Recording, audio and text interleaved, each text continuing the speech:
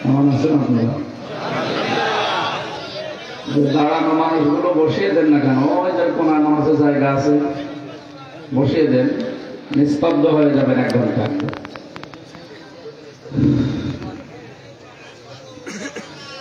আলহামদুলিল্লাহি রাব্বিল মাশরিকাইন রাব্বিল মাগরিবাইন আল্লাযী খালাকা কুল্লা শাইইন যাওজাইন ওয়া আওজাবা আলাইহি ওয়া আলা আলিহি ওয়া আসহাবিহি ওয়া আতবাইহি আজমাইন লাইলা ওয়া নাহারান আশারা নাকিবা ওয়া ক্বালা আল্লাহু ইন্নী মা'আকুম তাসলিমা আল্লাহুম্মা সাল্লি আলা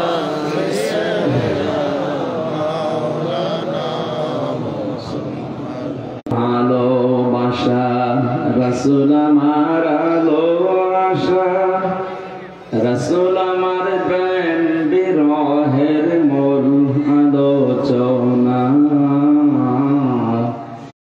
যে কর্মের অনুপ্রেরণা। আলহামদুলিল্লাহ। বাংলাদেশের ঐতিহ্যবাহী জেলা পটুয়াখালী, মির্জাগঞ্জ থানার অন্তর্গত শহীদখালী। আমাদের মালিক, আমাদের মনিব মহান রব্বুল ইজ্জাত ওয়াল জালালের মুখের পবিত্র বাণী কোরআনে কারীম। ঠিক আছে কথা? তাফসীরুল কোরআন মাহফিলের স্বনামধন্য সভাপতি,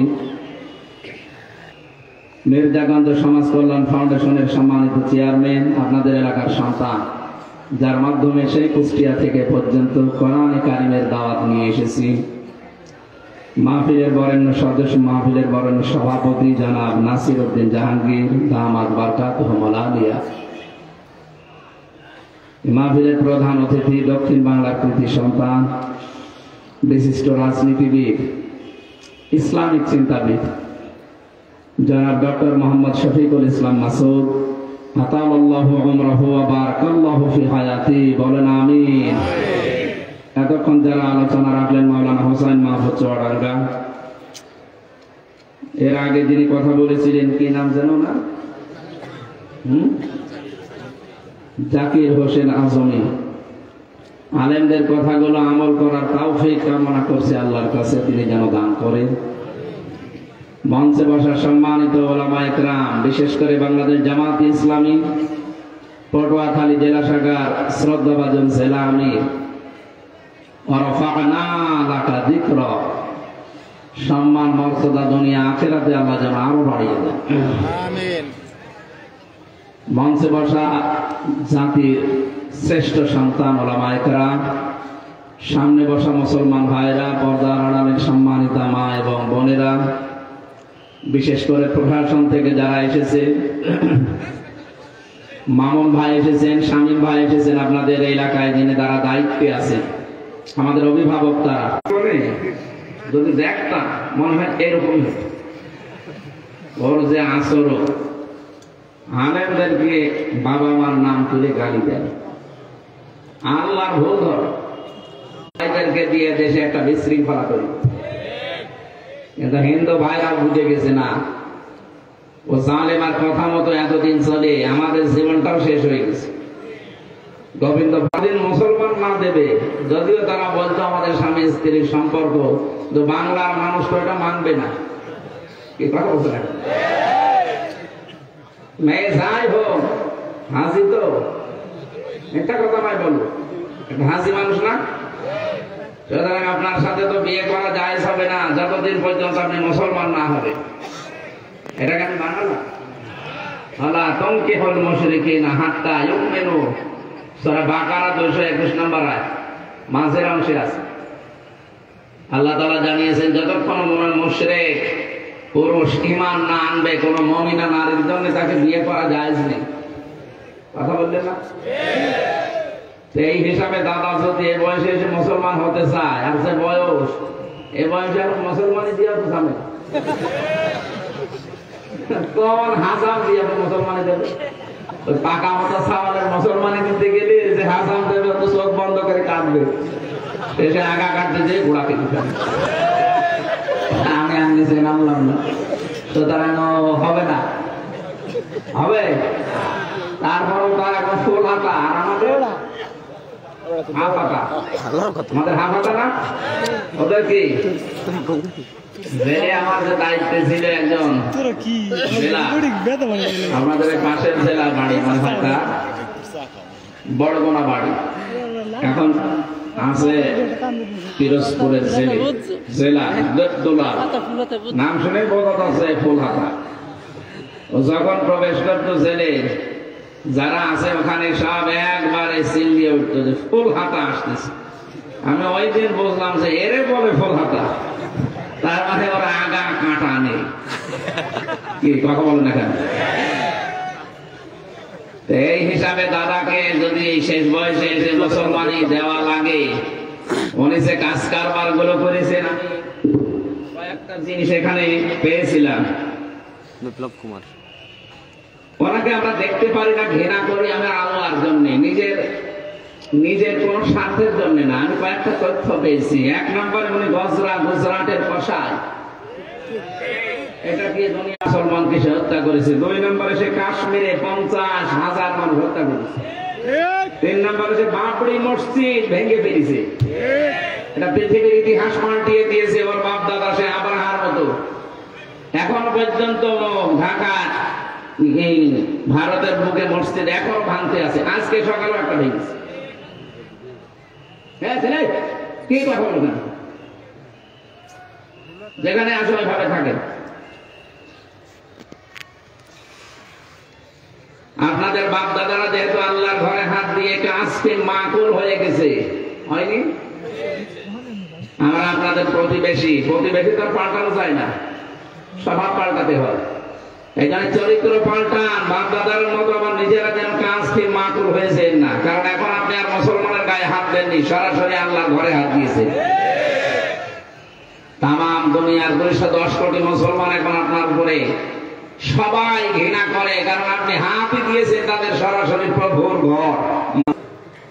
কিন্তু ঘোষণা অলরেডি দিয়ে দিয়েছে, আমি জানুয়ারির 20 তারিখে শপথ নেব, আমার মেয়েকে মাকে যারা উলঙ্গ করে ঘোরাতে পারে ভারতের বুকে, ওদের 16 লাখ ভারতীয় আছে আমেরিকায়, সব ফেরত পাঠাবো। তামাম এমন কন্যা যদি ফিরে আসে আমরা আল্লাহর কাছে পাঠিয়ে দেবো ইনশাআল্লাহ।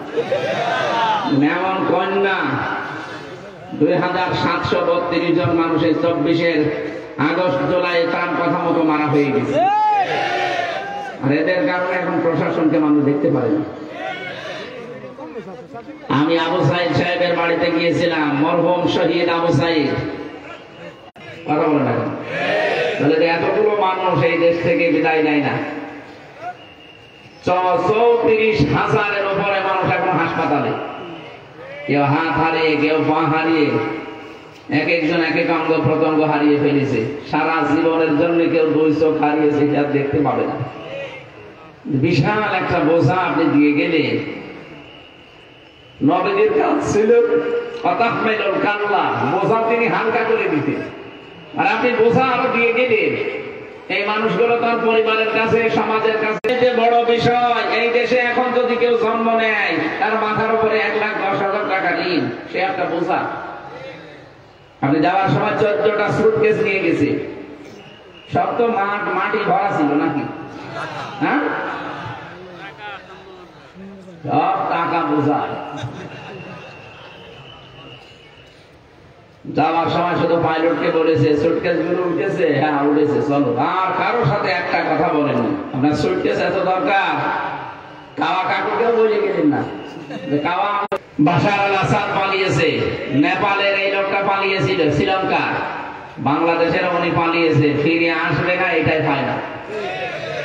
যদি এখনো পর্যন্ত কেউ আশায় বুক বেঁধে না আপা আসবে, আপার সাথে কথা বলে দেখেন। আজকে দুপুরবেলা যেখানে ছিলাম ওখানকার যিনি, উনি একবার ওই যে বলেছিলেন 7 সিস্টার যদি ভেঙে যায় পৃথিবী পৃথিবীতে এখন 257টা রাষ্ট্র, আরো 6টা রাষ্ট্র যদি বাড়ে 263টা হবে। আর আমরা দেখতে পাচ্ছি আল্লাহর ঘর যেভাবে আপনারা ভাঙা আরম্ভ করেছেন, আপনাদের দেশটা আল্লাহ নিজে ভেঙে দেবেন ইনশাআল্লাহ। এরপরে পেয়েছি এনআরসি, এর মাধ্যমে বহু মুসলমানকে তাদের নাগরিকত্ব বাতিল করে দিচ্ছে। এরপরে 26টি আয়াতের বিরুদ্ধে আপনারা কেস দিয়েছেন। কয়টা? আপনি চিন্তা করতে পারেন, কোরআনের বিরুদ্ধে কেস দেয়। রিপোর্ট দিচ্ছে পৃথিবীর এই 257টা রাষ্ট্রের সবচেয়ে বেশি মিথ্যা কথা বলা হয় ভারতে। এগুলো তো মুসলমানদের বানানো না, সব খ্রিস্টানদের, ইহুদিদের। কি করবেন আপনি? তামাম দুনিয়ায় সবচেয়ে বেশি মিথ্যা কথা, মিথ্যা তথ্য ছড়ানো হয় এই ভারতে। এই জন্য আপনারা থামবেন। প্রতিবেশীকে বারবার বলছি, যেহেতু নবীজি প্রতিবেশীর ব্যাপারে খুব গুরুত্ব দিয়েছে। আল্লাহর নবী জানিয়েছেন, জিবরাইল এত বেশি কথা বলছিল প্রতিবেশী সম্পর্কে, আমার মনে হচ্ছিল যে আমার জমি জায়গা ওয়ারিশ যার আলো বসতেছে বর্ডারের বিভিন্ন জায়গায়। আমাদের ব্যবসা বাণিজ্য এখন আরম্ভ হয়েছে তুরস্কের সাথে, চীনের সাথে, পাকিস্তানের সাথে। এইগুলো দেখে আরো চলতেছে। যা করছেন আমরা আরো বেশি করব যদি আল্লাহর ঘরে হাত দেওয়া বন্ধ না করে। এদেশের মানুষকে ভয় দেখায় যে না খেয়ে মারবে। আরে ভাই, আমরা কি মুশরিক? আমাদের তো বছরে 1 মাস না খেয়ে থাকা ফরজ। কথা বলুন, আমাদেরকে খাবারের ভয় দেখিয়ে লাভ আছে? আমরা তো না খেয়ে থাকাই পছন্দ করি। মানবতার নবী আমাদের নেতা যিনি মুহাম্মদুর রাসূলুল্লাহ, দিনের পরে দিন তিনি না খেয়ে থাকতেন। এই জন্য খাবারের ভয় দেখি এখন নিজেরা উল্টা এমন গেড়া করে পড়েছে। সুতরাং আমরা সতর্ক করছি, আপনাদের প্রতিবেশী হিসাবে আবার আমাদেরকে রাগাবেন না। যেভাবে আছি আমাদের থাকতে দেন, আপনারাও শান্তিতে থাকেন, আমাদেরকেও থাকতে দেন। যদি ঝামেলা করেন, আমাদের পুরাতন ভাই কি তামাম দুনিয়ার যারা অন্যান্য ধর্মের আছে তারা কিন্তু এই কথা বলে যে পাকিস্তান যদিও তাদেরকে ত্যাগ করেছিল, কিন্তু তারা মুসলমান, তারা এদের ভাই। তারা বলছে আমরা ছোট ভাইকে হারিয়ে ফেলেছিলাম, আবার এখন পেয়ে গেছি, আলহামদুলিল্লাহ। আমরা আহ্বান জানাবো, আপনারা তামাম দুনিয়া যেহেতু মিথ্যা কথা বলার 1 নম্বরে আছেন, সুতরাং এই মিথ্যা তথ্য আর ছড়াবেন না যে বাংলাদেশে সংখ্যালঘু নির্যাতন হচ্ছে। এটা ডাহা মিথ্যা কথা। ওরা এতদিন এইটা পুঁজি করে চালিয়ে দিত তামাম দুনিয়ার মোড়লদের কাছে। এখন মোড়লরা আর খাচ্ছে না, বলছে না পুরাটা মিথ্যা। কয়েকদিন আগে পঞ্চগড় এবং মাগুরা এই 2 জেলা থেকে 2 জন মহিলা গিয়েছিল ভারতে চিকিৎসা নেওয়ার জন্য। সাংবাদিক ভারতীয় ওই যে মলম, এই মলমের ভাইরা ভাই কিছু আছে, তারা এই পাসপোর্ট আগেই কেটে নিয়েছে। ডাক দিয়ে বলছে, আপনি বলেন যে বাংলাদেশে আপনার মেয়েকে রেপ করা হয়েছে, আপনাদের প্রজা প্রকল্পে বাধা দেওয়া হচ্ছে, দেশে আর টিকতে পারেননি, এই জন্য আপনারা পালিয়ে চলে এসেছেন। মেয়েটাও পুরো উঠিয়ে দেয়। কি বলিস? আমরা আগস্টের 5 তারিখের পর থেকে সবচাইতে বেশি নিরাপদের সাথে পূজা পালন করি, কোনো বাধা নেই। সাংবাদিক পুরা খাওয়া খেয়ে গেছে, বলল কি গো, আমি এসেছি আমার মেয়ের হাতে চিকিৎসা করানোর জন্য, আর আপনি আমাকে দিয়ে মিথ্যা কথা বলিয়ে সারা দুনিয়ার মোড়লদের খাওয়াবেন। অত পাগল আমরা আর নেই। আমরা দেশকে ভালোবাসি, জোরে বলেন আলহামদুলিল্লাহ। সুতরাং সবার জন্য আজকের এই অনুষ্ঠান। মানুষ পদবাচ্চে যারা বিবেচিত, বলেন আলহামদুলিল্লাহ। রব্বুল আলামিন বলেন, ওয়ালাকাদ কাররামনা বানি আদম ইলা আখিরি আয়াত। অবশ্যই আমি বনি আদম সন্তানকে সম্মান দিয়েছি। তামাম পৃথিবীর যত মানুষ আছে তাদের সম্মান আছে। আল্লাহ কিন্তু শুধু মুসলমানের কথা বলেন নাই। যারা আলেম আছেন, আপনি শব্দটা নিয়ে ভাববেন। আল্লাহ পাক বলেননি কোন মুমিনের, কোন মুসলমানের সম্মান আল্লাহ বাড়িয়েছে না। আল্লাহ বলেন বনি আদমের সম্মান আমি আল্লাহ বাড়িয়ে দিয়েছি। সুতরাং আদম সন্তান যারা আমরা আছি, আপনি ধর্মীয় ভাবে আলাদা ধর্ম মানতেই পারেন, কিন্তু আপনি মানুষ। কথা বলেন না কেন? মানুষ পদবাচ্চে যারা আমরা বিবেচিত, আমরা সবাই আল্লাহর বান্দা। আমাদের নবী মুহাম্মদ রাসূলুল্লাহ আমাদের শিখিয়েছেন, মসজিদে নববীতে তিনি বসে আছেন, পাশ দিয়ে একটা ইহুদির লাশ যাচ্ছিল, নবীজি দাঁড়িয়ে গেলেন। সাহাবীরা বলে, হুজুর আপনি দাঁড়িয়ে গেলেন, এটা ইহুদির লাশ। বিশ্ব নবী বলে, সাহাবীরা ইহুদি তাতে কি হয়েছে, এটা তো মানুষ। বলেন সুবহানাল্লাহ। এই জন্য আমরা অন্য ধর্মের পরধর্ম সহিষ্ণু জাতি আমরা এই পৃথিবীতে, মুসলিমরা, এটা প্রমাণ অলরেডি হয়ে গেছে। তামাম দুনিয়ার 257টা রাষ্ট্রের সবচেয়ে বেশি সাম্প্রদায়িক সম্প্রীতি বসবাস করে বাংলাদেশে। আল্লাহ বলতে পারেন না যে আল্লাহ আমাদেরকে এরকম ধৈর্য সহ্য দিয়েছে। মানুষকে যারা সম্মান দেয় না, এরা আল্লাহ টার্গেট। মানুষের সম্মান নিয়ে কি সিনেমা খেলা হয়েছে এই 15.5 বছরে? দেখেননি? সম্মানিত মানুষদের সম্মান নষ্ট করার জন্য জেনার তহমত পর্যন্ত দিয়েছে। শাইখুল হাদিস আল্লামা মামুনুল হক হাফিজাহুল্লাহ, আমি তার সাথে 3টা বছর ছিলাম। তার চরিত্র, তার ইবাদত, তার ব্যবহার আপনি আন্দাজে সংসদে দাঁড়িয়ে বলে দিলেন। একটা জেনার তহমত, ব্যভিচারের কথা তার স্ত্রীর নামে লাগিয়ে দিলেন। এটা তার জায়েজ স্ত্রী। আপনারা তো বিয়ে শাদী না করে কাজ চালান, কথা বলেন না কেন? আমাদের কত জায়গায় পাওয়া যায়, এখন তো আরো সব বের হচ্ছে। আলেমদের নামে কোরআনের পাখি, এই বিভাগের, এই বরিশাল বিভাগের কৃতি সন্তান, সারা পৃথিবীর আলোক বর্তিকা ছড়িয়েছেন তিনি কোরআনের মাধ্যমে। শহীদ আল্লামা দিলওয়ার হোসেন সাইদি রহমতুল্লাহ আলাইহি, তার নামে পর্যন্ত আপনি জেনার মামলা দিয়েছেন। শয়তান পর্যন্ত বিশ্বাস করে না। বলেন, আলেমদের বিরুদ্ধে এত নিকৃষ্ট কথা আমি দুনিয়ায় কোন জায়গায় শুনিনি, যে এত নিকৃষ্ট কথা একটা আলেমের নামে লাগাতে পারে। আমাদের সাথে রিমান্ডে যা করেছে, শয়তানও হাসতো বসে বসে, যে করছে কি।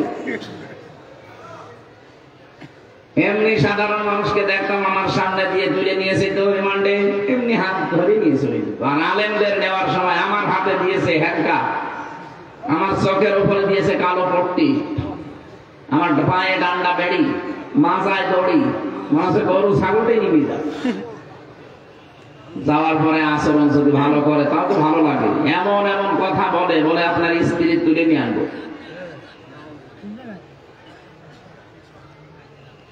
আল্লাহর গজব কি এমনি নাযিল হয়েছে তাদের উপরে? আমার আজকের তেলাওয়াত কিন্তু আয়াতে কিছু বাস্তব কথা আছে, আপনারা শুনবেন না চলে যাবেন ইনশাআল্লাহ। আমাদের আলোচনার বিষয় আল্লাহ কাদের সাথে আছে। আজ বাংলাদেশে এই শব্দটা না থাকার কারণে অনেকে উল্টাপাল্টা বক্তব্য দিচ্ছেন, আমরা দেখতে পাচ্ছি না। এটাও বন্ধ হয়ে যাবে। আজকের আয়াত আমাদের বলে দেবে আল্লাহ কাদের সাথে আছে। আপনি জোর করে তাকে সাথে রাখতে পারবেন না। উনি নিজে বলবে আমি কাদের সাথে আছি। যে আল্লাহ আমাদেরকে কোরআনে কারীম শোনার জন্য আজকের এই ময়দানে ধৈর্য সহকারে সহ্য নিয়ে বসে থাকার তৌফিক দিয়েছেন। আবার বলেন আলহামদুলিল্লাহ। দরুদ আর সালাম পাঠ করছি আমাদের নবী, মানবতার মহান শিক্ষক মুহাম্মদুর রাসূলুল্লাহ সাল্লাল্লাহু আলাইহি ওয়াসাল্লামের প্রতি। এই কোরআনে কারিমে যে আয়াত আমরা পড়েছি, এই কোরআন পড়তে হলে 29টা অক্ষর দিয়ে কোরআনে কারিমকে আল্লাহ সাজিয়ে দিয়েছেন। কায়দায় আছে দেখবেন, আলিফ বা তা সা আছে না? প্রতিটি অক্ষর দিয়ে আমাদের মহান আল্লাহ আমাদের নবীর প্রশংসা করেছেন। আপনি আলিফ দিয়ে দেখবেন, আলিফে আমার আল্লাহ জানাতে চায় আমার নবী আহমদ প্রশংসিত। বা দিয়ে আল্লাহ জানিয়েছেন আমার নবী বাশীর সুসংবাদদাতা। তা দিয়ে আল্লাহ জানিয়েছেন আমার নবী মুত্তাকি, তিনি পরহেজগার। সা দিয়ে আল্লাহ জানিয়েছেন আমার নবী মুদ্দাসসির, তিনি কম্বলওয়ালা। জিন দিয়ে জানিয়েছেন আমার নবী জামিল, তিনি সুন্দর। হা দিয়ে জানিয়েছেন আমার নবী হামিম, তিনি অন্তরঙ্গ বন্ধু। খ দিয়ে জানিয়েছেন খাতামান নাবিয়্যিন, আমার নবী শেষ নবী, সর্বশেষ। পড়তে পড়তে যাবেন ইয়া, ইয়া দিয়ে আল্লাহ জানিয়েছেন ইয়াসিন, আমার নবী নেতা। আমার নবী কি? রব্বুল আলামিন বলেন ইয়া মানে হে, সিন মানে সাজ্জেদ। নিজে ডাক দিয়েছেন, হে নেতা। সুতরাং এটা দুনিয়ার বিষয় না। পটুয়াখালীবাসী এদিকে তাকান, আর ওঠাউঠি করেন কারা? 1-1.5 ঘন্টা বসে থাকতে পারেন না, আপনি ভেতরে বসেন কেন? কেউ উঠবেন না ঘন্টা খানিকের ভেতরে?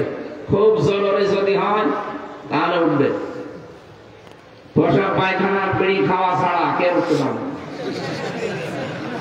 ও, এটা তো বরিশাল বিভাগ, সমস্যা। চট্টগ্রামে ঠিক আছে, ওই ইমাম সাহেব বিড়ি খায়। আমি নিজে দেখেছি বিড়ি খেয়ে, আল্লাহ ভক্তি গো। এটা বরিশালের খুলনা বিভাগ একটু সমস্যা। বিড়ির বিরুদ্ধে অত বলা ঠিক না, কারণ আমি তো আকিস গ্রুপে আছি। আমার খাবার তারপরে ওনারা ছেড়ে দিয়েছে, খাবার তৈরি করছে এখন আকিস গ্রুপ, বিড়ি বিক্রি করে দিয়েছে অলরেডি। বারবার পেছনে দিকে থাকতে হচ্ছে, স্যার এটার জন্য বদনাম হয়েছে, এটা ছেড়ে দিন। ওনারা এখন অন্তত অনেক দূর এগিয়ে গেছে, প্রায় পাড়া বানিয়েছিল মালয়েশিয়া। ওখানে যে দেখি যে হোটেলে থাকি, ওই হোটেলের নিচে 2 শয়তান চা খাচ্ছে। কি আপনি এখানে? হুজুর আমি আগেই পালিয়েছি। কারণ একটা আজ পেয়েছিলাম যে না থাকা যাবে না, এখানে আগে রাতে পানি চলে এসেছে। কেন থাকেন না সাহেব পাড়ায়? না, সব তালা মারা, ওখানে থেকে মাইর খাবো। এদেশে বহু বাঙালি আছে, যদি জানে যে আমি আছি, আমার পিটিয়ে ভর্তা বানিয়ে থাকবে, আমার যন্ত্রণা হবে। যেন হারাম ইনকাম করে কেউ ভোগ করে যেতে পারে না। আল্লাহ 2টা ক্ষতি করে দেয় তার। 1 নম্বরে হারাম ইনকাম করলে জীবনের আরাম আল্লাহ তুলে নেয়।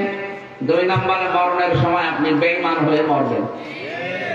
এদেশে তো নেই, বলেন বলেন। সম্মানিত মা বোন যারা এসেছেন, আপনাদেরকে আমি একটা কথা বলছি। আপনার স্বামী পরকীয়া প্রেম করলে, অন্য মেয়ে লোকের সাথে লাইন করলে আপনি যেভাবে রেগে যান, ও হারাম ইনকাম করলে যদি ওইরকম রেগে যেতেন। কি একটা মহিলা পারে না, ওইটা দিয়ে আজকে 7,000 টাকার বাজার। উনি বলছে না, এইটা রান্না করে আমি আপনাকে দিতে পারবো না। এইটা দেখতে যতই সুন্দর মনে হোক, এই ফল ফলাদি, এই মাছ গোশত এগুলো রান্না করে আপনাকে আমি দেব তৃপ্তি সহকারে। আমরা খাবার পরে যদি সন্তান পেটে আসে, ওটা তো জন্মগত ভাবে হারাম হবে। বলেন 10টা মাস আমি পেটে রাখবো, একটা হারাম খোর না, হবে না। আপনি এটা আগে সব গরিব মানুষকে দান করে দিয়ে আসেন, আর কথা দেন জীবনে আপনি হারাম ইনকাম করবেন না, তাহলে আপনার সাথে আমি আছি, নয়তো আপনার সংসার আমি করবো না। আজ মেয়েগুলো যদি এরকম শক্ত হইতো, বাংলাদেশের স্বামীরা টাইট হয়ে যেত। এই দরবেশ 36,000 কোটি টাকা মারতে পারত না। কথা বলে না কেন? একজন মানুষ 620টা বাড়ি বানিয়েছে, পৃথিবীর ইতিহাসে পাঠিয়ে দিয়েছে। 620টা বাড়ি দুনিয়ায় কারো ছিল? অথচ এই 15 বছরে যারা ছিল, একজনের এরকম পেয়েছি আমরা। পটুয়াখালীবাসী বিশ্বনবীর এই বিষয়টা যেহেতু শুধু দুনিয়ার সাথে সম্পৃক্ত না, আমরা আলেমরা আছি যারা, তাদেরকে বলছি। তাফসিরে তাবারির ভেতরে আছে, তাফসিরে মাজহারির ভেতরে আছে, মুফাসসিরিন ইকরাম দিয়েছেন, সিন দিয়ে আল্লাহ পাক 5টা জিনিস মিন করেছেন। সিন মানে সাজ্জাদুল আলামিন, সিন মানে সাজ্জাদুল বাশার, সিন মানে সাজ্জাদুল কাউনাইন, সিন মানে সাজ্জাদুল আম্বিয়া। সিন মানে বাদে অন্য কাউকে আদর্শ মানতে পারি না। কথা কাটছাট বলছি, বোঝার কথা বুঝে নিন। যারা নবী বাদ দিয়ে অন্য কাউকে আদর্শ মানেন, সাফ কথা, আপনি মরে গেলে বিচার হবে না, হিসাবও হবে না, বিনা হিসাবে বিনা বিচারে জাহান্নামে। এটা বানালাম। বুখারী শরীফ লেখার আগে ইমাম বুখারী একটা কিতাব লিখেছেন, আল-আদাবুল মুফরাদ। এর 6 নম্বর হাদিসে পাবেন, 3 নম্বর পয়েন্টে আছে, এই পৃথিবীতে যাদের আদর্শ মুহাম্মদুর রাসূলুল্লাহ বিনা বিচারে মরে গেলে সরাসরি জাহান্নাম। বলেন নাউজুবিল্লাহ। আর আমি বাংলাদেশে এটা দেখতে পাচ্ছি, অনেক মানুষের আদর্শ কিন্তু এখনো ঠিক হয়নি। কথা বলেন না কেন? এটা যদি কেউ মনে করে দুনিয়ার কাজ, আর কে বলেছে আপনাকে দুনিয়ার কাজ?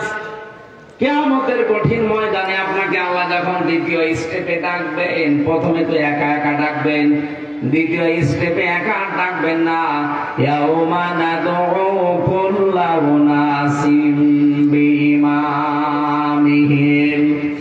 সূরা বানী ইসরাঈলের ৭১ নম্বর আয়াতের প্রথম অংশে আছে রব্বুল আলামিন বলেন, প্রতিটি মানুষকে আমি ডাক দেব বিচার করার জন্য, এবার তার নেতার সাথে। কার সাথে? মির্জাগঞ্জবাসী বিবেক দিয়ে বলে, নেতা যার ঠিক নেই, ওই লোকটাকে যদি আল্লাহ ডাকে কিয়ামতে, কি মনে হচ্ছে আপনার? তার চেহারা দেখলে যদি আল্লাহ রাগ হয়ে যায়, আপনার পর্যন্ত আল্লাহ আসবে না।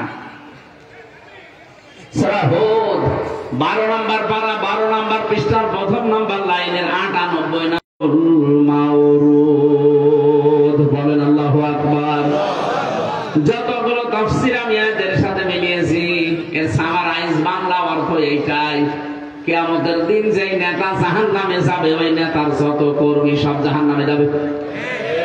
যদি এটা ফেরাউন সম্পর্কে নাযিল হয়েছে, কিন্তু বাস্তবতা এটা, এই পৃথিবীর ময়দানে যেই নেতা জাহান্নামে যাবে কিয়ামতে, ওর যত অনুসারী ছিল সবাইকে আল্লাহ তার সাথে পাঠাবে জাহান্নামে।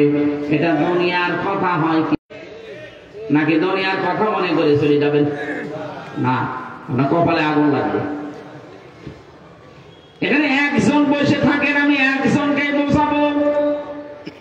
সত্যি যদি আপনি কোরআনের কথা ভালো লাগছে না, এত কেমন কেমন লাগে এই মনে করে যদি চলে যান, বিশ্বাস করবেন আপনার ভেতরে মুনাফিকি আছে। ওয়াইদা কিলা লাহুম তাআলাউ ইলা মা আনজালাল্লাহু ওয়া ইলার রাসূলি রাআইতাল মুনাফিকিনা ইয়াসুদ্দুনা আনকা সুদুদা।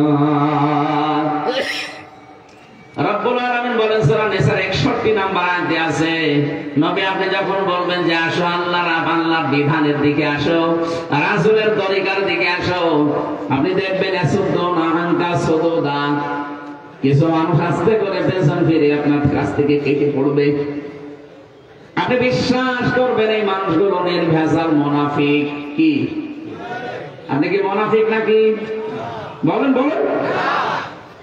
মুনাফিক যদি না হয়ে থাকেন, অন্তত আমার ১ ঘন্টার সময় দেবেন এই আয়াতটা বোঝানোর। দেবেন তো ইনশাআল্লাহ? আমরা জবান খুলে কোরআনের সোনালী আয়াত পড়ে তাফসিরে যাচ্ছি। আউযু বিল্লাহি মিনাশ শাইতানির রাজিম। বিসমিল্লাহির রহমানির রহিম। ওয়ালাকাদ আখাযাল্লাহু মিসাকা বানি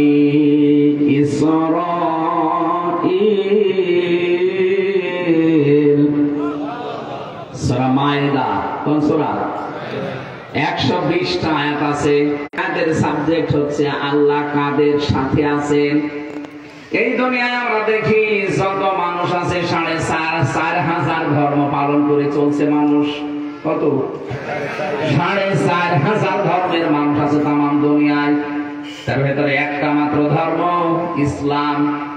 এই ধর্মে আছে ২১০ কোটি মানুষ।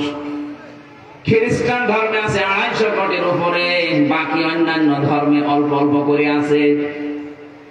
যে সেই ধর্মে আছে, প্রত্যেকটি ধর্মের মানুষ চায় তার দেবতাকে, তার মালিককে খুশি করতে। কথা বলেন না কেন? আমরা মুসলিম যারা, আমরা খুশি করতে চাই কাকে বলেন তো?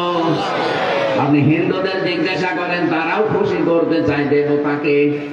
এই জন্য তারা ১২ মাসে ১৩ পূজা করে। ওদের দেবতার সংখ্যা ৩৩ কোটি। আমার মনে হয় কিয়ামত পর্যন্ত গণনা করলে শেষ হবে না।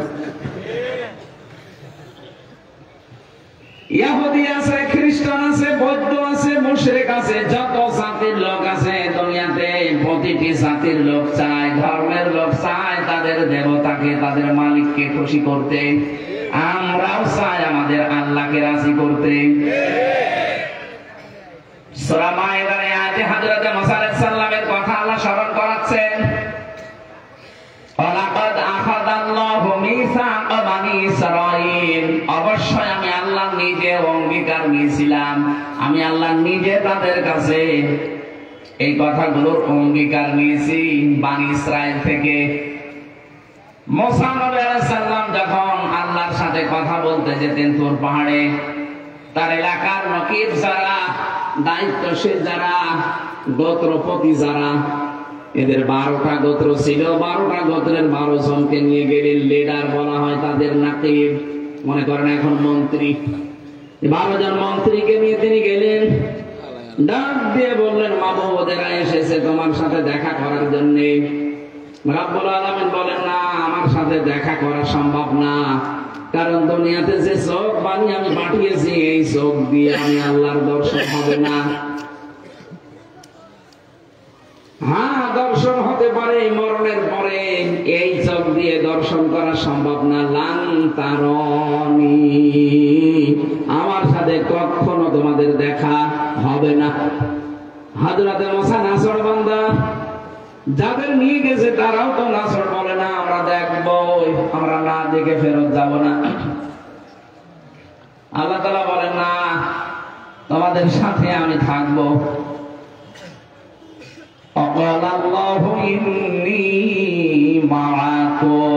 অবশ্যই আমি আল্লাহ তোমাদের সাথে আছি। এদিকে তাকান, আমি আল্লাহ তোমাদের সাথে আছি। নিজ নিজ এলাকায় ফিরে যাও। নিজ নিজ গোত্রের কাছে যাবার পরে 12টা নকিবকে আল্লাহ বললেন, 5টা কাজ যদি এলাকায় করতে পারো, আমি আল্লাহ তোমাদেরকে ঘোষণা দিলাম যে আমি তোমাদের সাথে আছি।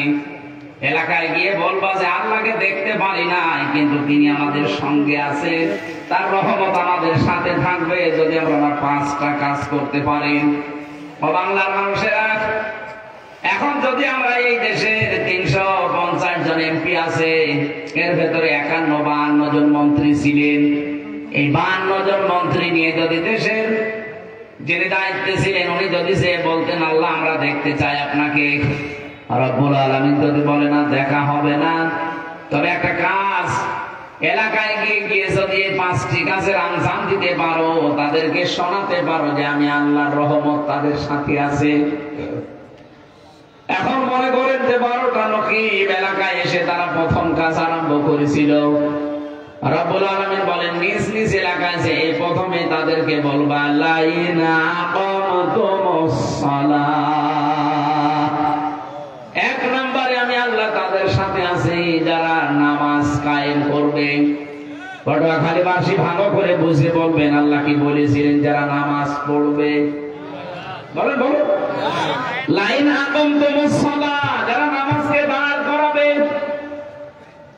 এই দায়িত্ব কোন ব্যক্তি, কোন পরিবার, কোন সমাজের না। নামাজ কায়েম করতে হলে রাষ্ট্রীয় শক্তি লাগে।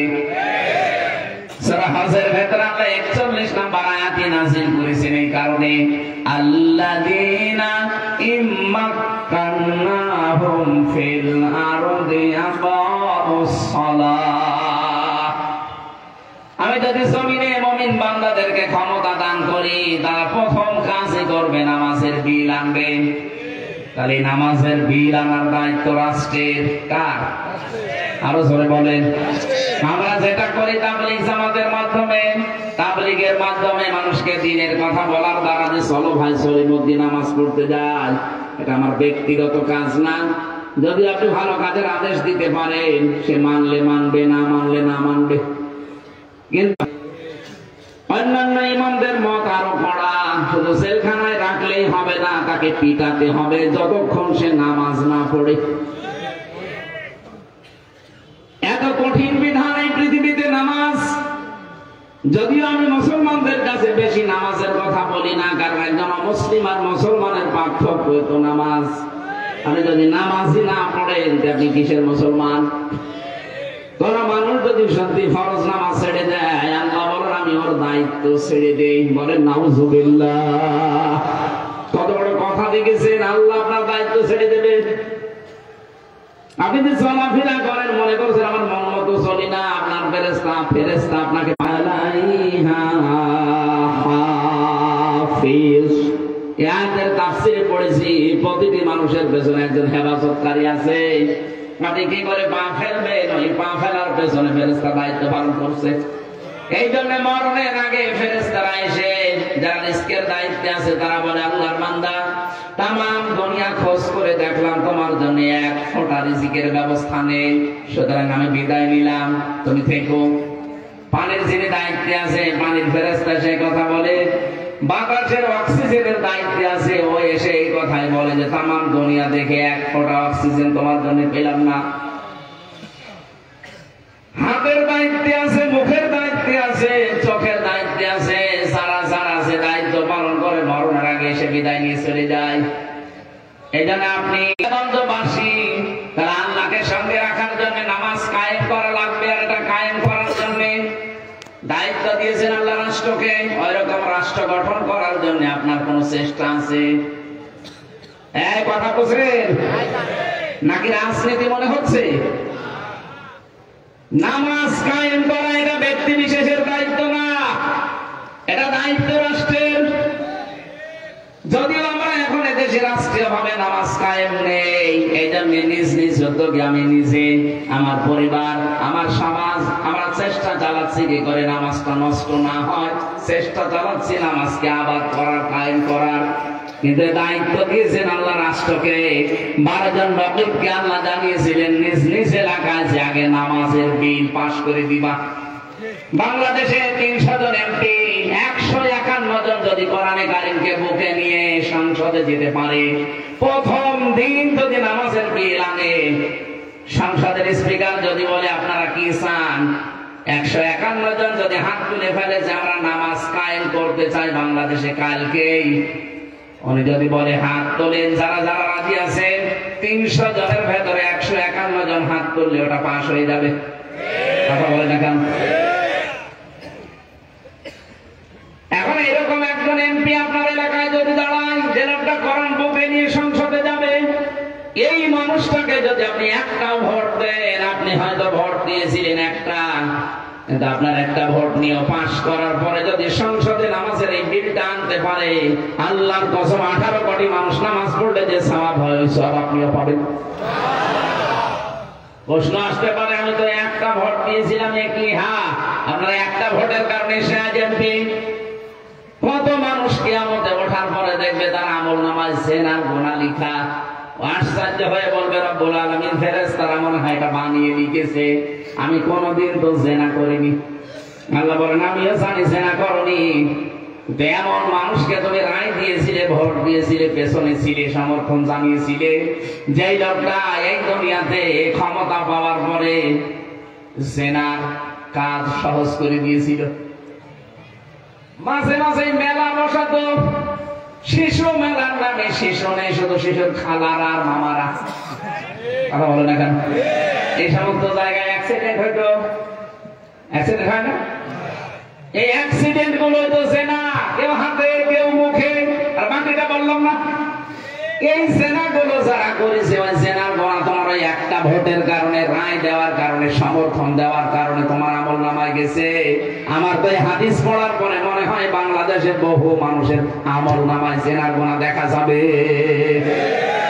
এই জন্য আমরা সাবধান, একজন হোক, আমি একাই ভালো থাকবো। যদি এটা বিশ্বাস না করে সূরা নিসার 85 নাম্বার আয়াতটা বাড়ি যে তাফসীর সব মিলিয়ে দেখবেন, মাইয়া শাফা'a শাফা'আতান হাসানাতান ইয়াকুল্লাহু নাসীবুম মিনহা ওয়া মাইয়া শাফা'a শাফা'আতান সাইয়্যাতান ইয়াকুল্লাহু কিফলুম মিনহা ওয়া কানা আল্লাহু আলা কুল্লি শাইইন মুকিতা। বলেন আল্লাহু আকবার। রব্বুল আলামিন বলেন কোন মানুষ যদি ভালো কাজের সমর্থন করে, ওই কাজটা করে লোকটা যে সওয়াব পাবে, আপনি শুধু সমর্থন করে একই সওয়াব পাবেন। কোন মানুষ যদি অন্যায় কাজে সাপোর্ট করে, ওই লোকটা অন্যায় করে যা পাবে আপনি সাপোর্ট করে তাই পাবেন। এটা আমাদের এক্ষুনি সচেতন হওয়া দরকার, এক্ষুনি আমাদের সচেতন হওয়া দরকার। আমাদের জীবন কিন্তু দেখতে দেখতে শেষ হয়ে যাচ্ছে, জীবনে আর এই সময়টা কোনোদিন ফিরে পাবেন না। সুতরাং এক্ষুনি কাজে লাগাতে হবে। কথা বলেন না কেন? আর সময় নেই সামনে, এখনই সময়। আমাদের মালিককে আমাদের সঙ্গে রাখা লাগবে, কারণ এই ছোট্ট জীবন শেষ হয়ে গেলে যা শুরু হবে ওখানে মালিক ছাড়া আর কেউ নেই। এই যে চোখ বন্ধ করার পরে যে শুরু হয়ে যাচ্ছে, এক একটা দিন যাবে 50,000 সানা মিম্মা তাউদ্দুন, 1-2 করে যেভাবে গণনা করেন, মরণের পরে এক একটা দিন হবে এরকম 50,000 বছরের মতো লম্বা। বিশাল জীবনে আমাদের মালিক আমাদের সঙ্গে আছে কিনা, আমি নামাজ কায়েমের আন্দোলন করি কিনা, নামাজ আমার ব্যক্তি পরিবার সমাজে আছে কিনা, রাষ্ট্রে আছে কিনা, যদি না থাকে আল্লাহর কসম আল্লাহ আপনার সঙ্গে থাকবেন না। 2 নম্বরে আতাইতুমুস যাকাত, আপনি বলবেন যে এলাকায় যে যাকাত ভিত্তিক অর্থনীতি কায়েম করা লাগবে, অথচ এটা শুনলে অনেক মানুষ মনে করে যে এটা দুনিয়ার কাজ, আমাদের কাজ না। কে বলেছে আপনাকে? অর্থনীতি একটা ইবাদত। এই দেশে যারা ব্যাংকিং ব্যবস্থায় কারবার করেন, অর্থনীতি কি আমি জানি, অনেক আলেম পর্যন্ত এগুলো জানি না। মুশারাকা আছে, মুদারাবা আছে, মুরাবাহা আছে, বায়ে সালাম আছে, বায়ে ইস্তিসনাস, বায়ে মুআজ্জালাস, 28টা নিয়ম আছে। আমরা অধিকাংশ মানুষ কিছুই জানি না ইসলামী অর্থনীতির। ইসলামী ব্যাংকে যে কারবার গুলো আছে, অন্যান্য ব্যাংকে একেবারে সরাসরি আছে সুদ, এটা সরাসরি না। 100% এই দেশে যাকাত কায়েম হওয়ার আগে কেউ পারবে না, কি কেউ পারবে না, কিন্তু চেষ্টা তারা চালাচ্ছে। কিন্তু চেষ্টা চালালে তো হবে না। নবীজি নিজে এই যে মুশারাকা বললাম, মুদারাবা বললাম, নিজে নবীজি এটা করেছিলেন। মুদারাবার কনসেপ্ট হচ্ছে আপনি শ্রম দেবেন আর আমি টাকা দেব। নবীজি নিজে শ্রম দিয়েছিলেন, খাদিজাতুল কুবরা অর্থ দিয়েছিলেন। এটা যদি কোনো ব্যাংক করে আপনি করবেন তার সাথে। মুশারাকা একটা পার্টনারশিপে আমি 10,000 টাকা দিলাম, ইনি 10,000 দিয়েছে, 10,000 উনি দিয়েছে 20,000, দুইজনের টাকা এক জায়গায় করে ব্যবসা চলছে। লাভ যা হবে আমার 10%, ওনার 20%। যদি লস হয় আমার 10, ওনার 20। এভাবে যেন করে ব্যাংক ব্যবসা করে যায় যাচ্ছে। আর আমি যত অর্থনীতি নিয়ে পড়াশোনা করেছি এই দেশে, ইসলামী ব্যাংক এই কাজটা করে যাচ্ছে। বাকি অন্য কোন ব্যাংকে এইটা নেই, সেখানে আছে শুধু লাভের লাভ। আর ওই লাভ খায় মানুষ না, এলাকায় সব নেই। অনেকে যে টাকা ছেড়ে রাখেন আর টাকা আসে, 1,000 টাকা দিলে মাসে মাসে 200 টাকা বেশি দেয়। এটাতে কি বলে? এটা মায়ের সাথে জেনা করার গুনাহ হচ্ছে। আমার মনে হয় এলাকায় এখনো এগুলো আরম্ভ হয়নি। কারা কারা এটা ছেড়ে রেখেছেন টাকা, হাত তোলেন তো। আপনি দাঁড়িয়ে এলা মানুষ, নাউযুবিল্লাহ, বোঝে না। না না বোঝে আপনি 2 হাত তুলতেন কেন? 1 হাত তুলতে পারতেন।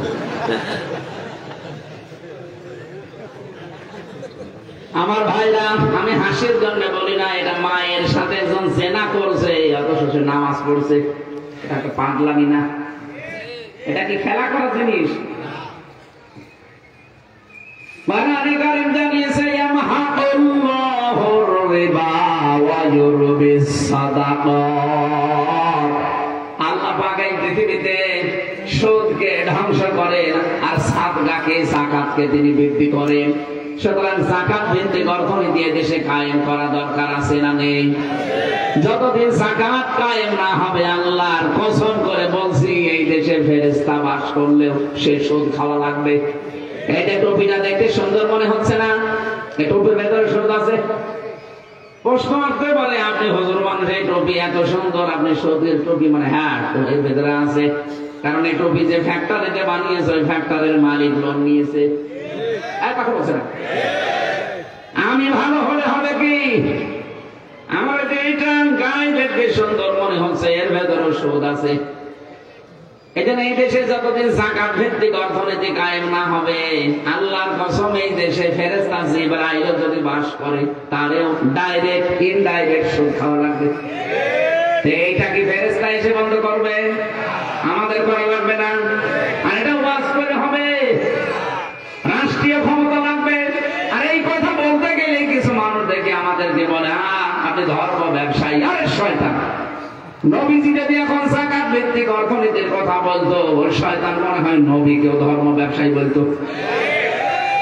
আমি ধর্ম ব্যবসা করবো কোন কারণে? আপনি তো ধর্ম ব্যবসা আপনারা করেন। বলে ধর্ম ভীরু ছাড়া তারাই ধার্মিক। যারা ধর্মের কথাগুলো বলে মানুষকে উত্তেজনা দেয় তারা ধর্ম ব্যবসায়ী। আমি উত্তেজনা দেই? আমি নবীর কথা অ্যাডভার্টাইজ করছি। বিশ্ব নবীর উপরে কোরআনে কারীম নাযিল হয়ে দ্বিতীয় পয়েন্ট এটা, লাইন আকামতুমুস সালাহ ওয়া আতাইতুমুজ যাকাহ। হে নবীরা নিজ নিজ এলাকায় যে প্রতিনিধির দায়িত্ব পালন করো, যে যাকাত কায়েম করো, আমি আল্লাহ আছি। যাকাত নেই, সুদের সাথে আমি আল্লাহ নেই। আমি আল্লাহ সুদকে ধ্বংস করি, যাকাতকে বৃদ্ধি করি। সুবহানাল্লাহ বলতে পারেন না? সুতরাং এই কথা আমরা যদি না বলি, মসজিদের ইমাম যদি না বলে, মাওলানা না বলে, আপনি জানবেন কোথায়? আর এই কথাগুলো বলতে গেলে আমাদের নামের উপর এরকম কলঙ্ক দিয়ে দিন যারা ধর্ম ব্যবসায়ী। জানা শোনার পরে যদি কেউ বুঝে শুনে কথা বলে থাকেন, আপনার ঈমান নষ্ট হয়ে গেছে, আপনি বেঈমান। এরকম বেঈমান মারা গেলে তার জানাজা পড়াও জায়েজ নেই।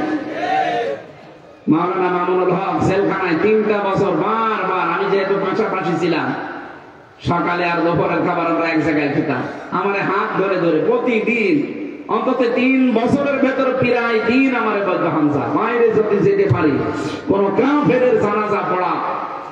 আপনি এত কথা বারবার বলেন আমারে জানাজা পড়বেন না কাফেরে, কাফের পেলেন কোথায়? কোরআনের বিরুদ্ধে যারা কথা বলে তারাই তো কাফের। এবার বুঝলাম যে বাংলাদেশে কাফের আছে না নেই।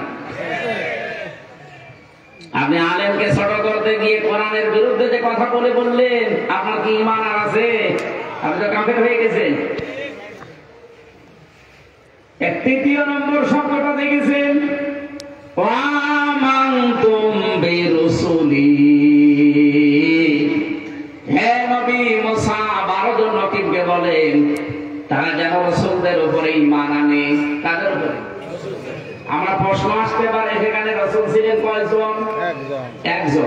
এদিকে তাকান, একজন মানুষ রাসূল ছিল সঙ্গে, হযরত মুসা। অথচ আল্লাহর রাসূল বহু বচন দিলেন, ওয়ামানতুম বিরুসুলি, তারা যেন আমার রাসূলদের উপরে ঈমান আনে। তার মানে আল্লাহর উদ্দেশ্য এখানে শুধু মুসা নবী না, কিয়ামত পর্যন্ত আল্লাহ পাক এই পৃথিবীতে যত নবী আর রাসূল মুসা নবীর পরেও পাঠিয়েছিলেন, এর আগেও যাদেরকে পাঠিয়েছিলেন সবার উপরে ঈমান আনা লাগবে। এখন প্রশ্ন আসতে পারে, এখন তার রাসূল নাই না আছে? এখন নাইবে রাসূল আছে? এদিকে তাকান, এখন রাসূল নেই, নাইবে রাসূল আছে। এই পৃথিবীতে যারা এখন আলেম, সত্যিকারের আলেম যারা, তারা কিন্তু নাইবে রাসূল। বাইতুল মুকাররমের সাবেক খতিব যেটা, ওটা নাইবে রাসূল না। একবার বলছেন এখন ওটা বাতিলের 5টা গোলাম ছিল, এই কারণে নৌকা মার্কা নিয়ে দাঁড়িয়েছিল। যে লোকটা নৌকা মার্কা নিয়ে দাঁড়াতে পারে তার ঈমান আছে আপনার মনে হয়? কারণ ঈমান আনার প্রথম কাজ কি? এদিকে তাকান ভালো করে, আমি সচরাচর কথা বলি না, এদিকে তাকান। ঈমান আনতে হলে প্রথম কাজ করা লাগবে, তাগুত ছেড়ে দিতে হবে। কোন মানুষ যদি তাগুত ছেড়ে দেয়, এরপরে ঈমানের দাবি করে, ফাকাদ ইসতামসাকা বিল উরওয়াতিল ওয়াসকা লা ইনফিসামা লাহা, তাহলে তার সেই ঈমান ছেড়ে যাবে না, কখনো ছিড়বে না তার ঈমান। আর ঈমান যদি আনেন তাগুতের সাথে মিল করে, ঈমান আপনি রাখতে পারবেন না। এই বাংলাদেশে যারা ঈমান এনেছে তাগুতের সাথে সম্পর্ক রেখে, আগস্টের 5 তারিখের পরে তাদের অনেকের ঈমান চলে গেছে। 330 সাথে জাতীয় মসজিদের যে ইমামও পালিয়ে গেছে, ইমামই পালিয়ে যায়, ঈমান থাকলে পালাবে? কথা বলে না কেন? এদেশে যারা তাগুত ছেড়ে দিয়ে ঈমান এনেছিল, আপনি তাদের দিকে তাকান। এই যে আজকের প্রধান অতিথি ডক্টর শফিকুল ইসলাম মাসউদ 57 দিন রিমান্ডে ছিল। এই হাঁটো হাত মাসব গুলো করে ফেলেছে, আমি তো নিজের সাক্ষী। ওনার সাথে আরেকজন ছিল দেলাওয়ার হোসেন, শিবিরের সাবেক সভাপতি। যে শয়তান আমার রিমান্ডে ছিল, উনিও ওনার দায়িত্বে ছিল। আমার এসে বলতো, দেলাওয়ারকে আজকে একেবারে পিটিয়েছি, লাথি দিয়েছি ফুটবলের মতো। তার গরম করবো আগুন দিয়ে, লাল টকটক হয়ে যেত, ওইটা লজ্জাস্থানের ভেতরে ঢুকিয়ে দিত। আমার সামনেও নিয়ে এসেছিল জিনিসগুলো, বলতে এগুলো আমরা নখ তুলি, হাতে পায়ের নখ আমরা এগুলো দিয়ে তুলে ফেলি। ডিম নিয়ে আসতো মাঝে মাঝে, যে আমরা ডিম দেয়, আমি মনে করছিলাম ডিম মানে খাবার জন্য দেবে। আমার 11 ঘন্টা টাঙিয়ে রেখেছিল মাথায় দড়ি বেঁধে, 11 ঘন্টা আমি নামাজও পড়তে পারি না। 4 ওয়াক্ত আমি ইশারায় নামাজ পড়েছি, কারণ মাটির নিচে, আমি জানি না এখন কোন সময়।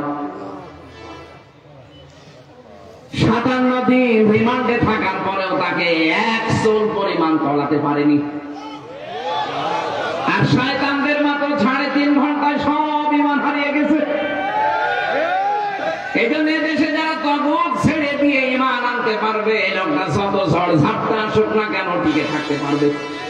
আল্লাহর কোরআন বলছে আনফিসামালাহা, কখনো ছিড়ে যাবে না। আর তাগুতের সাথে মিলে যদি কারো ঈমান থাকে, ওর ঈমান দেখতে মনে হবে বিশাল দরবেশ, ঈমান থাকবে না, টিকিয়ে রাখতে পারবে না। ঝড় উঠবে পটুয়াখালী মাজারে, এখান থেকে বাপু মিলে যাবে। হ্যাঁ, কথা বলছেন না? ঘা করে আছেন আন্দাজে। ঈমান আনা লাগবে এখন থেকে আমাদের, তাগুত ছেড়ে দিয়ে না, তাগুত সহকারে। বলেন বলেন, আপনি ঈমান আনবেন রাসূলের উপরে। রাসূল নেই, রাসূলের নায়েব আছে। এই যে যারা আলেম বসে আছে, প্রত্যেকটা নায়েবে রাসূল, রাসূলের উত্তরাধিকারী এরা। এদের উপরে ঈমান আনবেন, বিশ্বাস করবেন। কি বিশ্বাস? ওয়া আযযারতুমুহু, তাদের সাহায্য করা লাগবে। যেহেতু নবী এখন রাসূল নেই, নবী নেই, তাহলে নায়েব আছে যারা, এদেরকে সাহায্য করা লাগবে না। আর আপনি কি আরম্ভ করেছেন? নাম ধরে বলছে, আপনি কি আরম্ভ করেছেন? আপনি যে আল্লাহকে সঙ্গে রাখতে চান, তার রহমত কিভাবে পাবেন? নায়েবে রাসূলকে আপনি গালি দেন, আজহার নাম আজহার, জোতা দিয়ে পিটিয়েছে যেন। একটা মাসলুম দল বিএনপি, এদের ভেতরে কিছু কুলাঙ্গারের কারণে তাদেরও বদনাম হয়ে যাচ্ছে। আগস্টের 5 তারিখের পর থেকে মনে আছে বাবা শাহজালাল সব হালাল। গাইবান্ধার জজের কাছে 50 লাখ টাকা ঘুষ চেয়েছে, চাঁদা দাবি করেছে 50 লাখ। এটা জজের কাছে মনে করছে যে কেউ জানলো না, কেউ বুঝলো না, আমি তো রাতে চাঁদা চেয়েছি। আরে শয়তান, রাতে নারায়ণগঞ্জের বন্দরে রাত 12:30টার সময় চাঁদা চাইতে গেছে। বলছে আমি রাতের বেলা চাঁদা চাইলাম, মানুষ জানলো কি করি? বাস্তবতা বোঝেন? আমি রিমান্ডে দেখতে পেয়েছি ওদের যন্ত্রগুলো, যে মেশিন ওরা নিয়ে এসেছে ইসরায়েল থেকে, এখন তো ওইটা চালাচ্ছে এখন যারা গোয়েন্দা বিভাগে আছে তারা। আপনি তো রাতের বেলা চাঁদা চান আর মনে করেন কেউ টের পায় না। পায়খানার ভেতরে বসে বসে কি করেন, কোন দিকে তাকান, ওইটা ওরা দেখতে পায়। সারা দেশ ওদের হাতের মুঠার ভেতরে নখদর্পণে রেখেছে কে কোথায় কি করে। আমি গোয়েন্দা বিভাগের সর্বোচ্চ পর্যায়ে যিনি আছেন, কথা বলি মাঝে মাঝে, আমরা দেখতেছি, আসলে শুধু দেখছি কে কি করে, কার কি কাজ। আপনি মনে করছেন আমি ডুবে ডুবে জল খাই, কেউ টের পায় না। কে বলেছে? এই দেশে কোন জায়গায় কোন সুই পড়ে আছে তা ওরা দেখতে পাচ্ছে। আমি ধরা পড়ার 2 দিন পরে আমার ম্যাডাম, সে সাতক্ষীরার মাওলানা আমিরুল ইসলাম বেলাল ভাইয়ের সাথে কি একটা কথা বলেছিল, যে এই করলে হুজুরকে, ওইটা দেখি সকালবেলা আমার রিমান্ডে দেখাচ্ছে ভিডিও একেবারে। কি আশ্চর্য, নাম্বার তো কেউ জানে না। আর আপনি আছেন রাত 12:30টা চাঁদা চাই, কেউ জানে না। ওরা সব পর্যবেক্ষণ করছে কে কোন মহারথী কি করে। অনেকের রিপোর্ট কিন্তু খারাপ, সামনে অবস্থা ভালো না, কিন্তু আপনার পিটাবে এমন ভাবে যে গোপালগঞ্জের কিছু মানুষ দেখলেন না, উস্কানিতে পা দিয়েছিল, আবার পেছনে লাল হয়ে গেছে, এমন লাল হয়েছিল। ওই সময় গোপালগঞ্জ থেকে ঢাকা যদি কেউ যায়, বসে গেলে 300 টাকা, দাঁড়িয়ে গেলে 1000 টাকা। আজকে আমার সাথে দেখলাম আর্মি, এরপরে যারা প্রশাসনের আছে ওরা আসছিল, ওই মানুষগুলো যে চেয়ার, যে শক্তি ওদের গাছ। আপনি মনে করছেন আমি চাঁদা চাই, কেউ জানে না, কেউ টের পায় না, কেউ টের পায় না, মানে সব ওরা জানে। সময় হলে যদি ধরে, বাপ বলারও সময় পাবেন না তখন। এই জন্য অপকর্মগুলো বন্ধ করেন। আপনার কারণে মাসলুম মানুষদের উপরে একটা বদনাম হয়ে যাচ্ছে। শহীদ রাষ্ট্রপতি জিয়াউর রহমান এই লোকটার নামের আগেই শহীদ লেখা হয় কেন?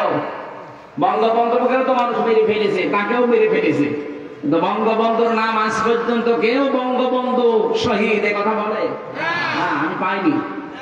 শহীদ জিয়ার নাম শুনলে মানুষ বলে শহীদ জিয়া। আমি নিজে দেখেছি তার নামে মক্কায়, মদিনায়, মসজিদে নবওয়ার নামিমা, নামিরা এখানে খুতবা দিচ্ছে তার নামে। ওই যখন নিম গাছ লাগিয়ে দিয়েছিল, সাজারাত জিয়া বলা হয়, জিয়া ট্রি, জিয়া গাছ বলে, নিম গাছ না।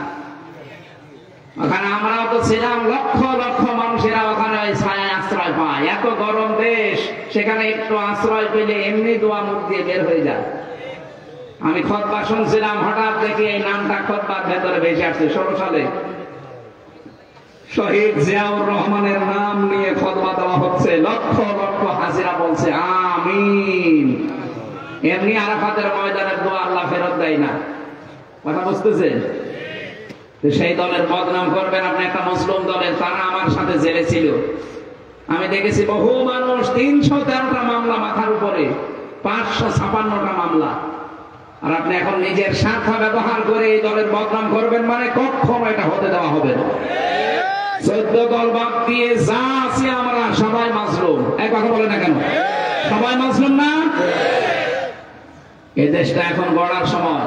আমরা সাদাবাজি না করে যদি এই দেশে টিকে থাকতে পারি, বেঁচে থাকতে পারি, আপনি পারবেন না কেন? আপনি করতে চাইলে এই কাজ আমরা সামনে করতে দেব না। আমির জামাত ডাক্তার শফিকুর রহমান হাফিজাহুল্লাহ ডাইরেক্ট ঘোষণা দিয়ে দিয়েছে, এই দেশে সাদাবাজি আমরা করি না, কাউকে করতে দেব না। এটা যদি আবার জীবন দেওয়া লাগে, দরকার হয় জীবন দেব, সাদাবাজি এ দেশে আর হতে দেওয়া হবে না।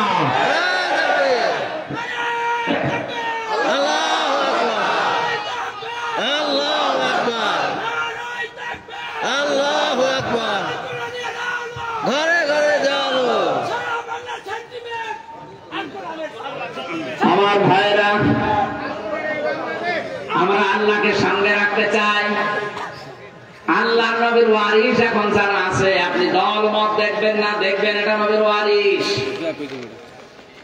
সারা পৃথিবীতে যে 10 জন মানুষ ইসলাম প্রচারের নাম পাওয়া যাবে, তার ভেতরে ডক্টর মিজানুর রহমান আজহারের নাম আমি দেখেছি। বিশ্বের কতগুলো দেশ তো আমিও ঘুরে আসলাম, সিঙ্গাপুর, মালয়েশিয়া, থাইল্যান্ড, আমেরিকা, এরপরে সৌদি আরব, মালদ্বীপ, বাহরাইন, বহু দেশে আমিও গেছি। যেখানেই যাই ধর্ম প্রচারে দায়ী আল্লাহর এক 10 জনের নামের ভেতরে একজনের নাম আমি পেয়েছি, বাংলার সন্তান মিজানুর রহমান আজহারি। আগামী 25 তারিখে আপনাদের এই জেলায় মনে হয় আসবে। এক একজন 8-10 জন 20 জন করে সাথে নিয়ে যাবেন। একটা মার্জিত ভাষায় কথা বলে। সেদিন যশোরের আকিজ গ্রুপে মাহফিলে 1.5 ঘন্টা কথা বলেছে, মাত্র একটা কথা একটু বলেছে। একদল আগে খেয়েছে, সামনে আরেক দল খাওয়ার জন্য রেডি হয়ে আছে। অনেকেই নিজের দিকে টেনে নিয়ে ওনারে গালি দিচ্ছে। আর ভাই আপনাকে বলেছে, আপনি আপনার নাম বলেছে, ঠাকুর ঘরে কে রে? আপনার চরিত্র যদি ওরকম না হবে, আপনি নিজের দিকে টেনে নেবেন কোন কারণে বলেন? এখন মানুষকে বোঝাচ্ছে ইসলাম যদি দেশে চলে আসে হাত কেটে ফেলবে, হাত এমনি কাটবে, চুরি করলে কাটবে। আপনি তো চোর, আপনার এত ভয় লাগে কেন? চোর যারা ছিল তারা তো পালিয়েছে, আপনিও কি তাদের সঙ্গী সাথে? আজকের পেপার দেখে রবায়দুল কাদের এই কাওয়া কাকু এই শয়তানকে পালাতে সাহায্য করেছে যারা, তাদের নাম এখন আমার দেশ পত্রিকায় আসতেছে, সব পাস করে দিচ্ছে। কত মানুষকে সরাসরি গুলি করার অর্ডার দিয়েছে কাওয়া। ওই 3.5 মাস 4 মাস লুকিয়ে থাকলো কি করে? আমরা চাই এই 14 দলের জামায়াত জালেমকে সহযোগিতা করেছে, তাদের দোষর ছিল, একটাকে যেন ছাড় দেওয়া না হয়। আগামীতে আবার যারা আসবে তারা কিন্তু ভয়ঙ্কর জালেম হয়ে উঠবে। আমরা এখন থেকে গোড়া কেটে দিতে চাই, কোন জালেমের জায়গায় এই দেশে হবে না ইনশাআল্লাহ। 1628টা চেয়ার ছিল এই দেশে, কত? 1628টা চেয়ারে যারা ছিল সবগুলো জালেম। হয় জালেম নয় জালেমের দোষর। সংস্কার যখন আরম্ভ হয়েছে আমরা চাই এই 1628টা চেয়ার যেন সব পরিষ্কার করে যারা মাসলুম ছিল তাদেরকে বসানো হয়। হ্যাঁ, কথা বলুন, কারা কারা এই দাবিতে আছেন দেখি।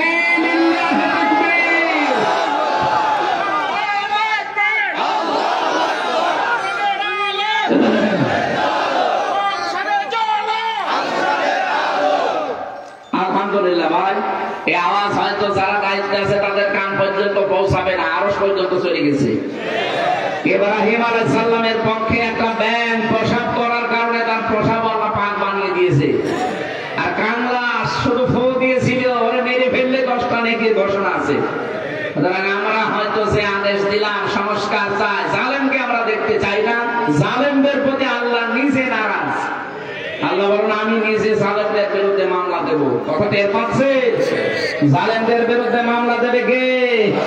আল্লাহ নিজে। সূরা শুরা 42 নম্বর আয়াত, ইন্নামাস সাবিলু আলাল্লাযিনা ইয়াজলিমুনান নাস। সুতরাং এখন যারা আলেম আছে এরা নবীর ওয়ারিস, এদের প্রতি ঈমান আনা লাগবে, বিশ্বাস করা লাগবে, সাহায্য করা লাগবে। যারা এদেরকে সাহায্য করে না, পেছনে থাকে না, তাদের সাথে আল্লাহ নেই। ওয়াকরাতুমুল্লাহ কারদান হাসানা। 5 নম্বরে যারা যেন কর্জে হাসানা দেয়, উত্তম কর্জে হাসানা, এটা ধার দেওয়া, এটা আমরা অনেকে দিতে চাই না। একটা মানুষকে দান করলে আপনি যদি একটা সওয়াব পান, যদি কর্জে হাসানা দেন, ঋণ দেন, তাহলে আপনি ডবল সওয়াব পাবেন। একদিকে তাকে ধার দেওয়ার সওয়াব, 2 নম্বরে তার উপকার করার সওয়াব। সুবহানাল্লাহ বলতে পারেন না? না, অনেকের স্বভাব আবার খারাপ আছে, ধার নিলে ওই রাস্তা দিয়ে আসে না। ঋণের টাকা পরিশোধ না করে যদি আপনি মারা যান ভাই, আপনি শহীদ হলেও আপনার কোনো মাফ হবে না। এখানে যাদের বাকি আছে, ঋণ আছে, এটা পরিশোধ করে নেবেন। অনেকে মনে করে আমার ছেলে সব দিয়ে দেবে। কিসের ছেলে? আপনি কি ছেলে দেখে গেছেন তো জানোয়ার? ও মরে গেলে সব ওর নিজের কাছে লাগাবে, আপনার জন্য দোয়া করতেও ভুলে যাবে। এখানে এমন সন্তানকে রেখে যাবে যে সন্তান অন্তত আপনার জন্য প্রতিদিন একবার করে কথা বলতে পারে আল্লাহকে, রব্বির হামহুমা কামা রব্বায়ানি সগীরা। এই 5টা কাজ যদি কেউ করতে পারে, নামাজ কায়েম, যাকাত দেওয়া, রাসূলদের উপরে ঈমান আনা, আর নায়েবে রাসূলদেরকে সাহায্য করা, কর্জে হাসানা দেওয়া, লাউ কাফিরান্না আনকুম সাইয়্যাতিকুম ওয়া লাউ উদখিলান্নাকুম জান্নাতিন তাজরি মিন তাহতিহাল আনহার। আল্লাহ বলেন তোদের পেছনের সব অপরাধ আমি আল্লাহ মুছে দেব। মুছে ফেললে জায়গাটা ফাঁকা হয়ে যাবে, ওই জায়গাটাতে আমি আল্লাহ নেকি দিয়ে পাল্টিয়ে দেব। এমন একটা জান্নাতে প্রবেশ করাবো যার তলদেশ দিয়ে নদী আর নহর প্রবাহমান। আমাদের জীবনের টার্গেটই তো ওইটা। কথা বলে ঠিক কিনা? যাই হয়ে যাক, আমরা যেতে চাই কোথায়? আরো জোরে বলেন কোথায়? এখন থেকে সিদ্ধান্ত নিয়ে লিখে পড়বেন, এই 5টা কাজ আমি দুনিয়ায় করবই, আল্লাহকে যদি সঙ্গে রাখতে চাই। ফামান কাফারা বা'দা যালিকা মিনকুম ফাকাদ দাল্লা সাওয়া'আস সাবিল। এরপরও যদি কেউ মুখ ফিরিয়ে চলে যান, আল্লাহ পাক বলেন সে যেন হেদায়েতের পথ থেকে ছিটকে বহু দূরে বিভ্রান্তিতে পড়ে থাকবে। বলেন নাউজুবিল্লাহ। আল্লাহ আমাদেরকে 5টি কাজ দুনিয়ায় আঞ্জাম দিয়ে তাকে সঙ্গে রাখার তৌফিক দিন। আল্লাহ যদি সঙ্গে থাকে, মরণের সময় চিন্তা নেই, কবরের চিন্তা নেই, হাসরের চিন্তা নেই, মিজানের চিন্তা নেই, কুল সিরাতে আপনার চিন্তা নেই, বিনা হিসাবে আপনাকে আল্লাহ নিজে পার করে জান্নাতে প্রবেশ করবে। নাহনু আউলিয়াউকুম ফিল হায়াতিদ দুনিয়া ওয়া ফিল আখিরাহ। ফেরেশতারা বলবে কোনো চিন্তা নেই, কোনো ভয় নেই, আমরা তোমাদের সঙ্গে ছিলাম দুনিয়ায়, আখিরাতেও তোমাদের সঙ্গে আছি। ওয়ালাকুম ফিহা মা তাশতাহি আনফুসুকুম ওয়ালাকুম ফিহা মা তাদদাউন নুজুলাম মিন গফুরির রহিম। এমন জান্নাতে তোমাদেরকে আমরা প্রবেশ করাবো যে জান্নাতে যাওয়ার আগে জিনিস পাওয়া যায়। এটা দয়াময় রহমানের পক্ষ থেকে একটা বিশাল মেহমানদারি। এটা আমাদের জীবনে প্রত্যেকের অপেক্ষা করছে। আমি সহ আজকের আয়াতটা প্রত্যেকে যেন প্র্যাকটিক্যাল লাইফে মিলাতে পারি। আল্লাহ পাক যে জান্নাতের ঘোষণা দিয়েছেন ওই জায়গায় যেন পৌঁছাতে পারি। বলেন আমিন। আমার জেলখানায় লিখিত যে বইগুলো আছে গাড়ি থেকে যাওয়ার সময় আপনারা নিয়েছেন। আমিন, আল্লাহুম্মা আমিন।